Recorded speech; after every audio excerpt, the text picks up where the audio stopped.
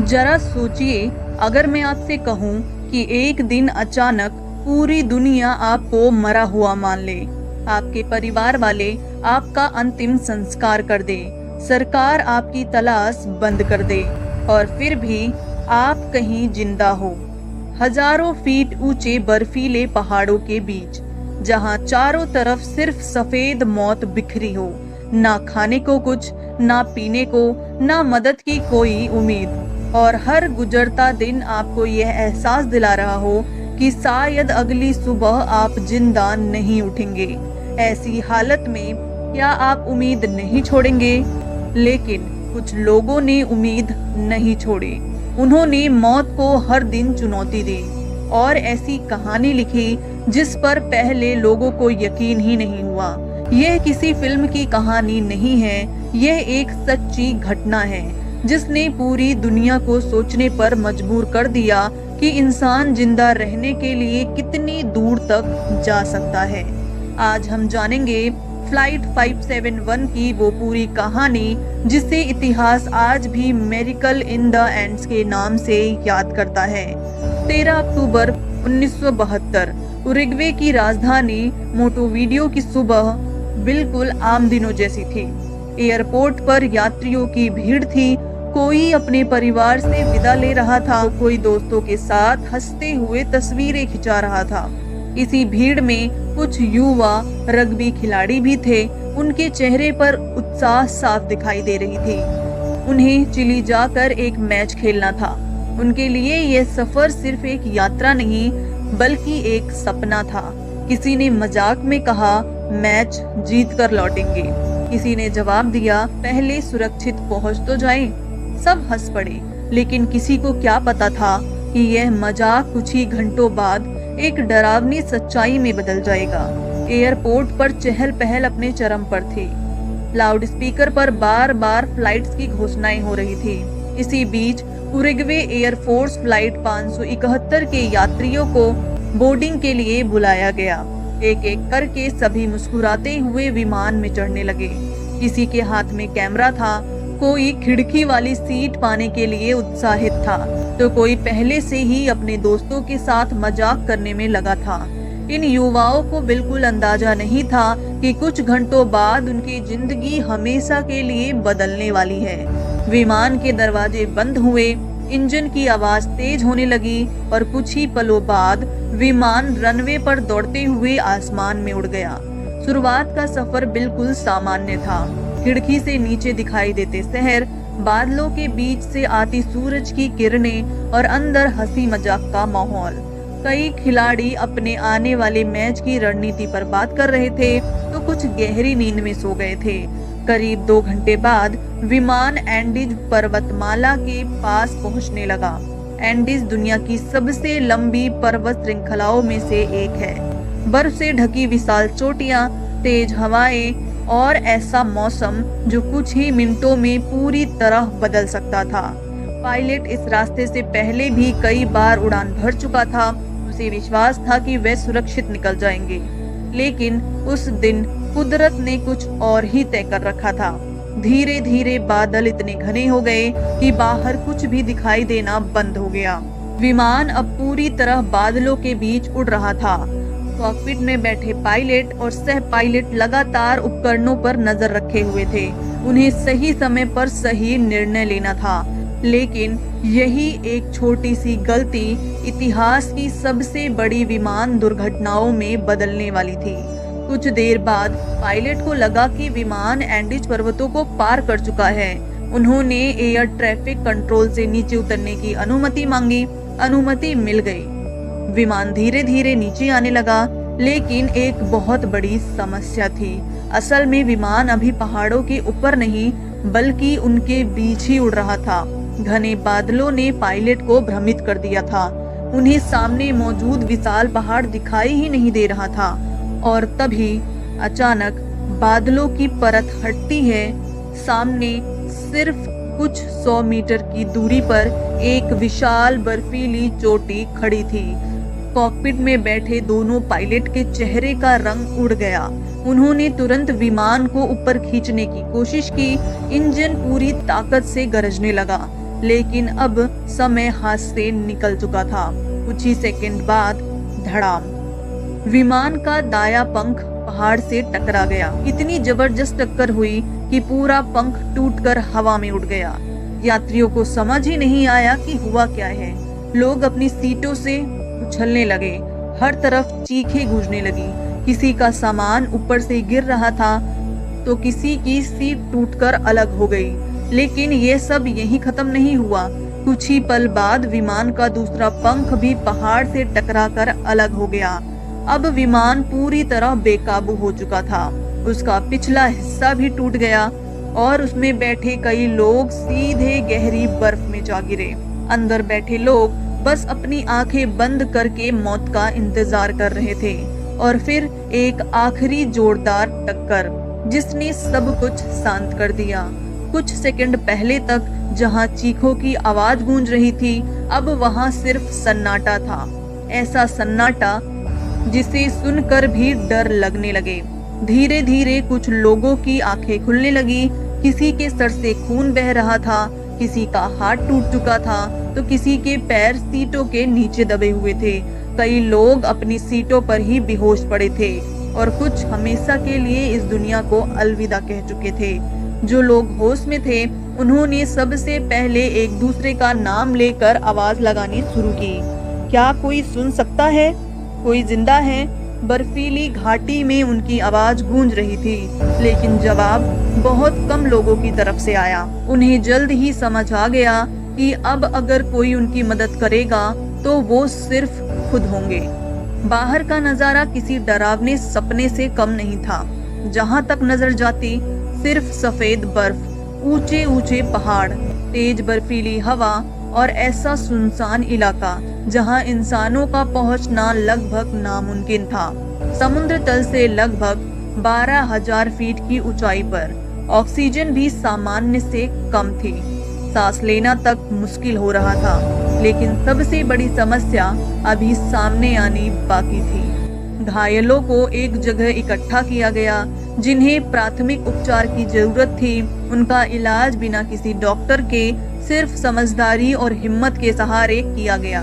किसी के कपड़े फाड़कर पट्टियां बनाई गई, किसी की टूटी हड्डी को सीटों के एल्यूमिनियम हिस्सों से सहारा दिया गया। हर कोई अपनी जान बचाने के साथ साथ दूसरों को भी बचाने की कोशिश कर रहा था। अब सवाल था खाने का। उन्होंने विमान में रखे हर बैग की तलाशी ली। जो मिला वो बेहद कम था। कुछ चॉकलेट, कुछ बिस्कुट, थोड़ी सी कैंडी। इतना खाना 45 लोगों के लिए सिर्फ 1-2 दिन ही चल सकता था। इसीलिए उन्होंने फैसला किया कि हर इंसान को दिन भर में सिर्फ एक छोटा सा टुकड़ा चॉकलेट का मिलेगा। इतना कम कि उससे भूख और बढ़ जाती थी। लेकिन भूख से भी बड़ी समस्या थी पानी। चारों तरफ बर्फ थी, लेकिन उसे सीधा खाया नहीं जा सकता था। ऐसा करने से शरीर का तापमान और तेजी से गिर जाता। तब उन्होंने एक तरीका निकाला। विमान की धातु की चादरों पर बर्फ रखी जाती और सूरज की हल्की गर्मी से उसे पिघलाकर कुछ बूंदे पानी की इकट्ठा की जाती। हर बूंद अब सोने से भी ज्यादा कीमती थी। रात होते ही तापमान -30 डिग्री के आसपास हो जाता। ठंडी हवा टूटे हुए विमान के हर छेद से अंदर घुसती। लोग एक दूसरे से चिपक कर बैठते ताकि शरीर की गर्मी बनी रहे। लेकिन फिर भी कई लोग पूरी रात कांपते रहे। किसी को नींद नहीं आती। हर किसी के मन में सिर्फ एक सवाल था, क्या कल सुबह हम जिंदा उठेंगे? दूसरे दिन, तीसरे दिन, चौथे दिन, हर सुबह सबकी नजर आसमान पर होती। जैसे ही दूर से किसी विमान की आवाज सुनाई देती, सभी बाहर भाग जाते। वे कपड़े हिलाते, चिल्लाते, हाथ हिलाते। उन्हें पूरा यकीन था कि अब वे बच जाएंगे, लेकिन ऊपर उड़ रहे विमान उन्हें देख ही नहीं पाते। सफेद बर्फ के बीच सफेद रंग का टूटा हुआ विमान आसमान से लगभग दिखाई ही नहीं देता था। उम्मीद हर दिन थोड़ी थोड़ी टूटने लगी। दिन बीतते जा रहे थे, लेकिन मदद का कोई निशान नहीं था। एक दिन विमान में मिले छोटे से ट्रांजिस्टर रेडियो को किसी तरह चलाया गया। सभी लोग उसके आसपास बैठ गए। हर किसी के दिल में एक ही उम्मीद थी, शायद अब कोई अच्छी खबर मिले। लेकिन रेडियो में जो आवाज आई उसे सुनकर सबकी आंखें भर आई। समाचार में बताया गया कि फ्लाइट 571 की तलाश आधिकारिक तौर पर बंद कर दी गई है। सरकार और रेस्क्यू टीम का मानना था कि अब इस हादसे में कोई भी जीवित नहीं बचा होगा, यानी पूरी दुनिया उन्हें मृत मान चुकी थी। कुछ पलों के लिए वहां ऐसा सन्नाटा छा गया जैसे समय ही रुक गया हो। अब उन्हें समझ आ गया, अगर जिंदा वापस जाना है तो किसी और का इंतजार नहीं, उन्हें खुद अपनी किस्मत बदलनी होगी। लेकिन एक और भयानक सच उनके सामने था। उनके पास खाने के लिए कुछ भी नहीं बचा था। कई दिन से वे लगभग भूखे थे। शरीर लगातार कमजोर होती जा रही थी। कुछ लोग चल भी नहीं पा रहे थे। अब उनके सामने सिर्फ दो रास्ते थे, या तो भूख से मर जाए या एक ऐसा फैसला ले जिसके बारे में सोचकर भी इंसान की रूह कांप जाए। बहुत लंबी चर्चा हुई, कई लोग रो पड़े, कई लोग इस फैसले के खिलाफ थे, लेकिन अंत में जीवित रहने के लिए उन्होंने उन लोगों के शवों से भोजन लेने का कठिन निर्णय लिया जो दुर्घटना में अपनी जान गंवा चुके थे। यह निर्णय किसी क्रूरता से नहीं बल्कि जीवित रहने की मजबूरी से लिया गया था। बाद में बचे हुए लोगों ने भी बताया कि यह उनके जीवन का सबसे कठिन और दर्दनाक फैसला था, लेकिन उनकी परीक्षा अभी खत्म नहीं हुई थी। कुछ दिनों बाद रात के समय पहाड़ों से अचानक एक भयानक हिमस्खलन आया। कुछ ही सेकंडों में बर्फ की विशाल दीवार विमान के ऊपर आ गिरी। जो लोग सो रहे थे वे बर्फ के नीचे दब गए। कई लोग दम घुटने से वहीं मर गए। जो बच गए उन्होंने घंटों तक बर्फ हटाकर अपने साथियों को निकालने की कोशिश की, लेकिन हर किसी को बचाया नहीं जा सका। अब बचे हुए लोगों की संख्या और भी कम हो चुकी थी। समय बीतता गया। 72 दिनों में उनके शरीर बेहद कमजोर हो चुके थे, लेकिन उनके हौसले अभी भी जिंदा थे। आखिरकार दो युवकों फर्नांडो पराडो और रोबर्टो कनीसा ने एक ऐसा फैसला लिया जिसने इतिहास बदल दिया। उन्होंने कहा, अगर कोई हमारी मदद के लिए नहीं आएगा तो हम खुद मदद ढूंढेंगे। उन्होंने अपने साथियों से विदा ली, थोड़ा सा भोजन साथ रखा और बर्फ से ढके विशाल एंडीज पर्वतों की ओर पैदल निकल पड़े। हर कदम मौत के करीब ले जा रहा था। ऊंचाई, ऑक्सीजन की कमी, कड़ाके की ठंड और सामने अंतहीन पहाड़। कई बार लगा कि अब आगे बढ़ना संभव नहीं, लेकिन उन्होंने हार नहीं मानी। लगभग 10 दिनों तक लगातार चलते रहने के बाद उन्हें पहली बार इंसानी मौजूदगी का संकेत मिला। दूर एक नदी के किनारे उन्हें एक चारवाहा दिखाई दिया। वह नदी के दूसरी तरफ था। शोर के कारण आवाज सुनाई नहीं दे रही थी। तब उन्होंने एक कागज पर संदेश लिखा, पत्थर से बांधा और नदी के पार फेंक दिया। उस संदेश में लिखा था कि वे विमान दुर्घटना के जीवित बचे लोग हैं और उनके साथी अब भी पहाड़ों में फंसे हुए हैं। चारवाहे ने तुरंत अधिकारियों को खबर दी। कुछ समय बाद रेस्क्यू हेलीकॉप्टर एंडीज पर्वतों की ओर उड़ान भर चुके थे। जब हेलीकॉप्टर दुर्घटना स्थल पहुंचा तो वहां मौजूद लोगों की आंखों में पहली बार राहत के आंसू थे। 72 दिनों बाद उन्हें यकीन हुआ कि वे सचमुच जिंदा घर लौटने वाले हैं। 2 चरणों में चलाए गए बचाव अभियान में कुल 16 लोग जीवित बचाए गए।